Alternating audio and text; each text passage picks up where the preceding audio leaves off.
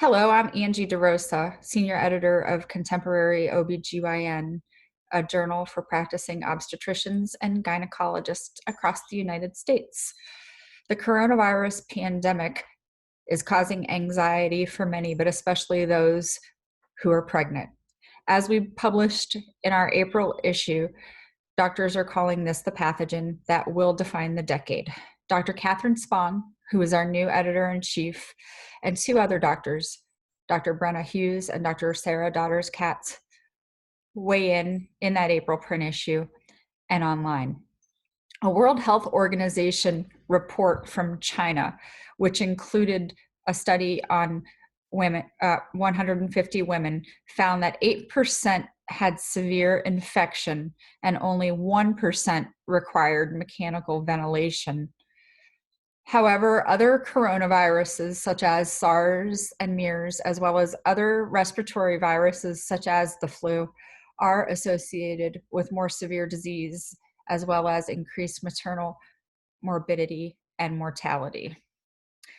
The virus, as well as other respiratory viruses, have not been associated with miscarriage or congenital anomalies. Although the data are mixed, any fever in the first trimester may be associated with congenital malformations. Preterm delivery was reported from some of the early cases from China, although it may have been iatrogenic and not related to spontaneous preterm birth. And in these studies, no virus was found in the amniotic fluid, the cord blood, or breast milk. However, we do caution that the studies are small and more data are needed. There currently is no evidence of vertical transmission. However, there are reports of positive tests on newborns hours after delivery, following negative tests that were obtained at delivery. Please visit www.contemporaryobgyn.net for more information on this topic and more coverage from us. Thank you. We are here with Dr. Laura Riley, who is a renowned doctor who specializes in infectious diseases in pregnancy. She is chair of the Department of Obstetrics and Gynecology at Weill Cornell Medicine and obstetrician and gynecologist-in-chief at New York Presbyterian, Weill Cornell Medical Center, and she is in the hot zone for COVID-19. Her hospital system is one of New York City's busiest labor and delivery units. She is here to answer questions about the impact to pregnant patients and give her expert perspective on how to navigate this tricky time. Hello, Dr. Riley, and thank you for providing us with your expertise. You have been in the trenches now in one of the most affected hot zones for COVID-19. What guidance would you give to practicing OBGYNs now when dealing with the anxiety of pregnant patients? So I think so far what we've seen is what had been reported in China in very small numbers. So far from our perspective anyway, pregnant women are going to get sick with COVID-19. It doesn't appear that once they get COVID-19 that they do any worse than the general population. But that means that some women are going to get sick. I think that we've seen different groups. We've seen groups of women who are literally asymptomatic, but because we've been testing women in our system when they come in for labor and delivery, there are women who are asymptomatic, and then there are women who have symptoms, sort of the classic, whether it be the sore throat, the cough, the congestion, the fever, some GI symptoms. We have seen them, and many of them are positive. And then we have the patients who come in and they have known exposures. My husband had it, my sister had it, that kind of thing. And so, when we first got started, I think one of the hard things is that We know it's a bad disease. We know that it acts differently in different people. So I was sharing with you earlier that I got COVID-19. I had a mild case, thankfully, but I still was kind of down for the count for about 7 to 8 days. And so we do see that there are people who get it, recover, no big deal. And then we do see people who get it, unfortunately land in the ICU on a ventilator. And so I think as a healthcare worker, it's incredibly terrifying, right? Your whole profession is to help people. So you know that that's what you need to do when you go to work and you do it. You know that there's some level of protection with the PPE, but that wasn't always clear whether or not we had the appropriate PPE or enough PPE. Okay. And then you have the guilt of, you know, sort of being a healthcare worker and taking care of patients and then taking it home to your family. So I would say that it's been challenging, you know, this whole thing, taking care of patients, taking care of pregnant women, trying to reassure patients while trying to reassure yourself. It's been a challenge. And do you see any evidence, or is there anything, I know the data there have been a very limited amount of data for pregnant women, yeah. right? Yes. Anything that indicates vertical transmission? So interestingly, sort of, and this is not a study, right? So I just have to go on record as saying that, but, you know, we've had several COVID positive mothers, and we have not had any COVID positive babies. Now, do we have thousands? No. Do we have, you know, 50, 60? Yeah, we've got some of those numbers. So far, it doesn't seem to be a particularly efficient mechanism of transmission, which is good, which is great for babies. I do think, though, that what's interesting that I'm seeing with my patients is that because we're testing everybody, we do have women who then know that they're COVID positive, yet their babies are negative. So we're trying to do our best to inform women that when they go home, they need to be really careful with their baby and wear a mask, and their family needs to wear a mask, and try and keep, you know, the social distancing even with a baby, keep the isolate far away until it's time to breastfeed. So I think it's hard, you know, we're asking women to quarantine after a delivery. That's tough. None of that's easy. Right, not at all. And there's no indication yet either that it would be transmitted via breast milk. Is that? No, there's no indication of that at the moment, although I think those studies have not truly been done and vetted, right? But it doesn't appear to be the case. But I do know that there are reports of babies who have been readmitted to the hospital, you know, 2 weeks later, 4 weeks later, with infection. So clearly they can get it in the community just like anybody else can. Sure. Are you seeing, or are you advising your patients in their own birth plans? Are you seeing any changes that really are being made, or able to advise patients on making any changes? You know, I think in terms of the birth plan, not really. I mean, I think most of what so a couple things have changed that I think, you know, are happening across the country, which I have to say the first few times it was, you know, really quite challenging, is this whole idea of video visits and when's the appropriate time to do them in pregnancy and how many visits can you avoid? Because it's twofold, right? We want to decrease the number of people who are traipsing in the hospital, because we want to decrease the number of asymptomatic exposures that will happen to everybody, both the patients as well as the healthcare teams. In addition, you know, for New York City, it became, you know, do you really want to get on the subway? Patients don't want to get into Ubers. Many patients wanted to get out of New York City right away, not recognizing that running to Boston was probably not ideal, because then, you know, Boston was looking like an epicenter, you know, shortly after we were. Connecticut. Yes. It didn't go far. But I think sort of the whole video visit era is interesting, because that's not been something that we've really sort of embraced for pregnancy, right? I think other areas of medicine have embraced it significantly, and we sort of were, kind of lagging behind there.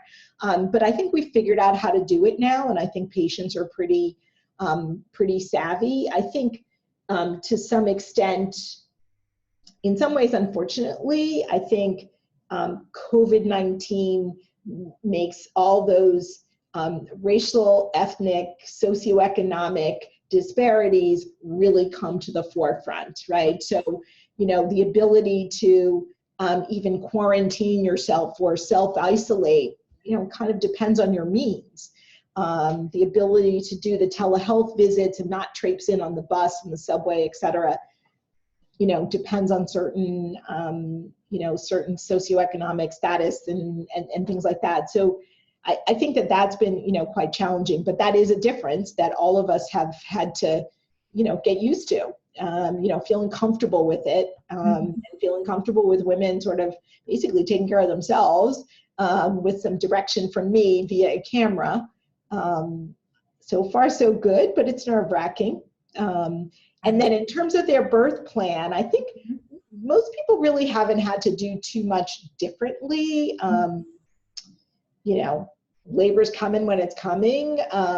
We have been, I think patients are getting used to the fact that they're going to be tested when they come in the door, that you have to wear a mask the whole time. That's not really a crowd pleaser, but it's to decrease the risk to them as well as to ourselves. I think that, we had a short period of time where we were trying to diminish the number of people that would come in just because we, didn't have enough protective gear and garb and all of that. And we were worried about asymptomatic exposures. And so we had a short week where we were trying to discourage partners from coming in for labor support. They're now coming in. Patients seem to be fine with it. It's interesting how many patients said, why did you do that? We don't feel safe. There was no winning on that one, but it's all good. You mean having somebody there in labor support? Yeah. Labor support. Yeah. So the patient would rather.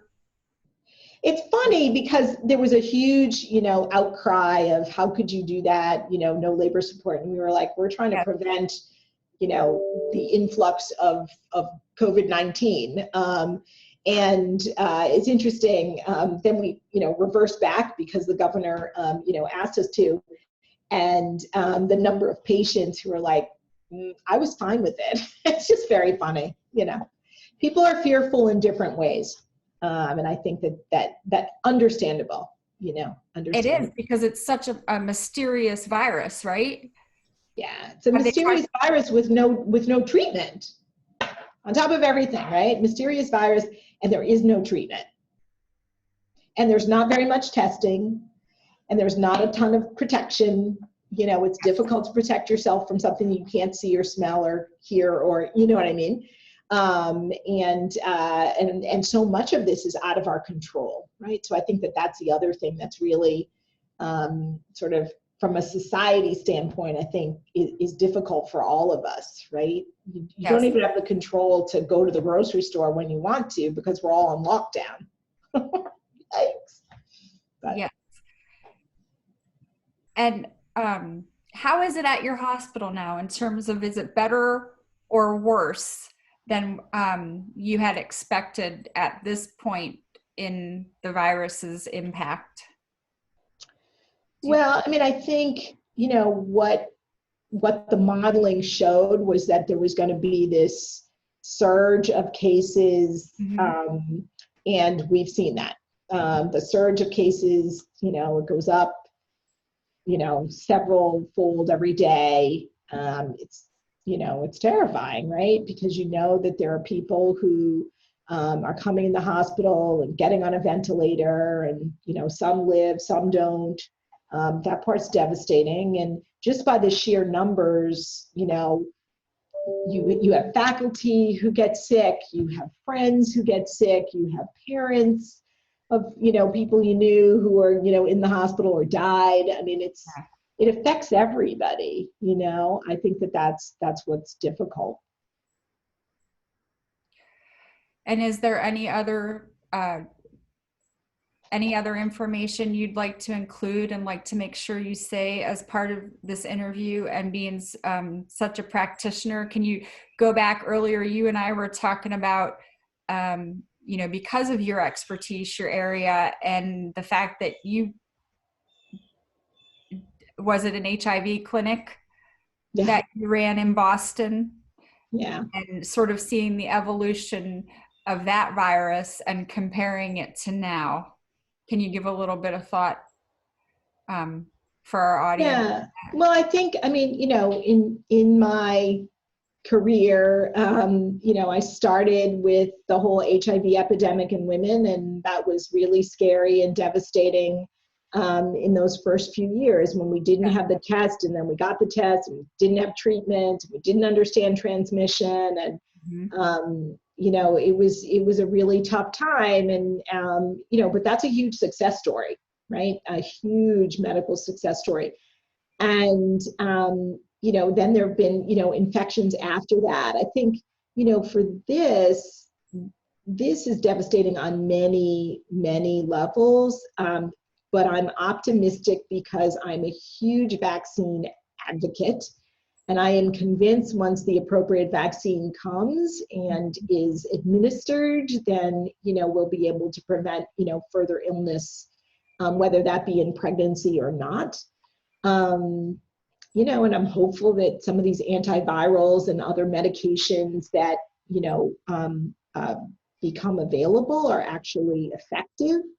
I think also one really, I think, good thing that's happened with COVID-19 is very early on, you know, OB researchers got together and said, let's have a registry. We have a registry in New York. There's a national registry out of UCSF called the Priority Study.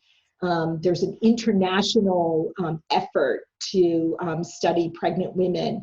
And the fact that researchers have come together and really understood that pregnancies are really important, but different time period and different patients, that it deserves real consideration and well done studies is really good. It's great, and it's going to help us sort of move the field and move the knowledge base along faster and in a much more scientific way, which I think is really important and important for our patients as we go forward.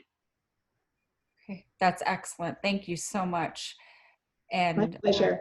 And good luck to you and to your patients. And thank you for the work you do and for what you're doing out there now. Well, thank you. I appreciate that. And all I can say, like, good luck, because my family's in healthcare too, and I just feel helpless. That's the only way I can describe how I feel. One of my dearest friends just went on to the coronavirus ward at university hospitals here in Cleveland as of Sunday night. So, you know, so you all really, really are heroes. Thank you. I have to, just for my own personal aside, I have to make sure I say thank you for everything you're doing. Well, we appreciate that. And I have to say that people in New York have been amazing. At 7 o'clock in our, you know, sort of several blocks, at 7 o'clock, people go out onto their porches and they clap for healthcare workers. And you know, I think it's really, really appreciated.